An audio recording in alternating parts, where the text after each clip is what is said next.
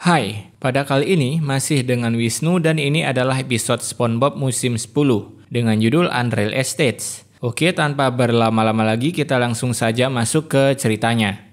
Intro dulu skuy.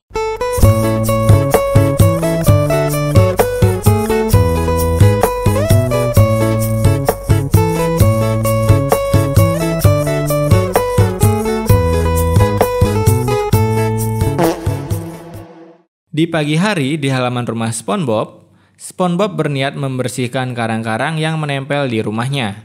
Pekerjaan itu pun langsung dilakukan oleh SpongeBob hingga seluruh karang yang menempel bertebaran. Squidward yang baru saja selesai membuat sebuah karya seni, lalu dikejutkan dengan suara-suara koral yang terpental. Sebuah selang air kemudian dihidupkan oleh SpongeBob, membuatnya terpental dan air-air itu sampai masuk ke dalam rumah Squidward. Squidward pun yang kesal, lalu menutup jendela berniat menghampiri SpongeBob keluar rumah. Tapi baru saja Squidward keluar rumah, ia masih saja terkena semprotan selang air dari SpongeBob. Sampai akhirnya selang itu mengenai mulut Squidward, membuatnya kemasukan air yang sangat banyak sampai-sampai tak bisa ngomong. SpongeBob lalu mematikan keran di rumahnya, dan akhirnya Squidward bisa mengempis kembali. Squidward yang begitu kesal, ia lalu berkata ke SpongeBob kalau dirinya berharap SpongeBob segera pindah dari sana. Tiba-tiba saat SpongeBob ingin menjawab perkataan Squidward, dirinya langsung bersin-bersin, sampai-sampai membuat sebuah gelembung dan menerbangkan si Squidward. SpongeBob pun lalu bertanya-tanya apa yang membuatnya bisa bersin seperti ini. Dan si Squidward pun bilang, kemungkinan SpongeBob alergi terhadap rumah nanasnya. Awalnya SpongeBob tak percaya, tapi ketika ia mendekati rumahnya, seketika dirinya kembali ingin bersin. Squidward yang tak sengaja mengatakan alergi terhadap rumah, kemudian dirinya kepikiran sebuah ide. Di malam harinya, SpongeBob yang tertidur pulas ditemani Gary, lalu tiba-tiba datanglah Squidward yang diam-diam masuk ke dalam rumah SpongeBob. Si Squidward membawa sebuah garam, lalu menabur-naburkannya ke seisi kamar sampai ke jam alarm SpongeBob. Kemudian Squidward tak sengaja tersandung sesuatu hingga garam itu jatuh mengenai mata dan hidungnya lalu membuatnya bersin-bersin. Gary yang terbangun lalu memasang kuda-kuda untuk menyerang Squidward yang ia kira adalah seorang penyusup. Ketika pagi harinya, jam alarm SpongeBob pun berbunyi dan menyemprotkan garam-garam yang dimasukkan Squidward tadi malam. Nah, hal itu pun langsung membuat SpongeBob bersin-bersin, di mana ia ketika menggoreng telur, dirinya tetap bersin dan saat mandi pun ia tetap bersin-bersin. Squidward pun lalu menghampiri SpongeBob dan menanyakan keadaannya yang semakin hari semakin memburuk. Sampai-sampai SpongeBob yakin bahwa dirinya alergi terhadap rumahnya.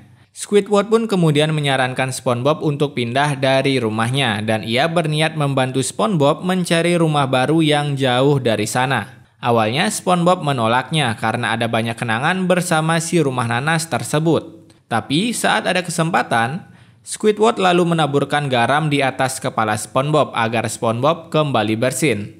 Dan hasilnya SpongeBob pun setuju untuk pindah rumah.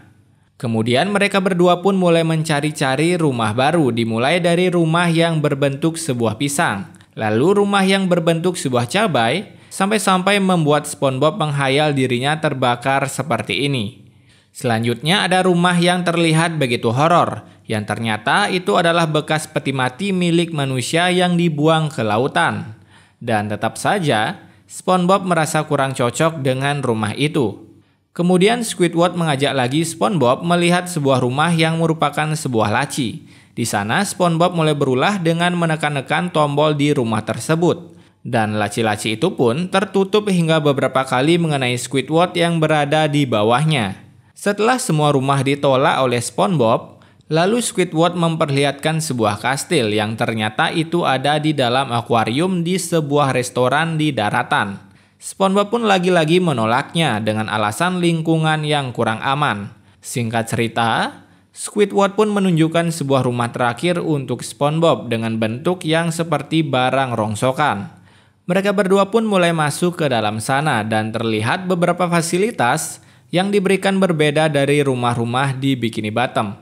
Nah, karena saking kerennya, SpongeBob yang sebenarnya sudah sreg sama rumah itu, Tiba-tiba Squidward memikirkan sesuatu hal, di mana ia bisa membuat pesta klarinet di rumah itu dan menjadi sampul buku Call Calamari dengan latar belakang rumah itu. Dan akhirnya, Squidward memutuskan untuk membeli rumah tersebut, sedangkan rumahnya diberikan secara gratis ke SpongeBob.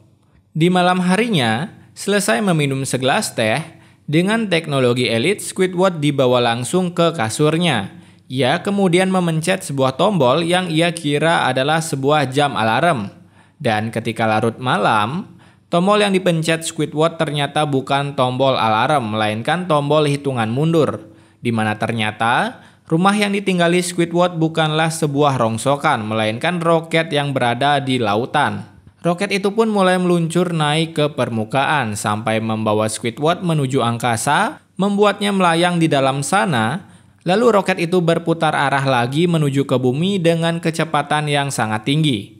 Di sisi lain, SpongeBob yang baru saja selesai mengecat rumah barunya, tiba-tiba ia kejatuhan sebuah roket yang ia kira Squidward datang untuk berkunjung. Squidward yang kesal, lalu meminta rumahnya agar dikembalikan, tapi SpongeBob menolaknya karena rumah itu sudah sah menjadi rumah milik SpongeBob. Squidward pun berniat mengambil rumah nanas milik SpongeBob, tapi ternyata di sana sudah ada Patrick yang langsung membeli rumah itu dan langsung memakannya. Dan akhirnya Squidward pun mau tak mau membeli rumah Patrick dan terpaksa tidur di bawah batu tersebut. Dan film pun selesai.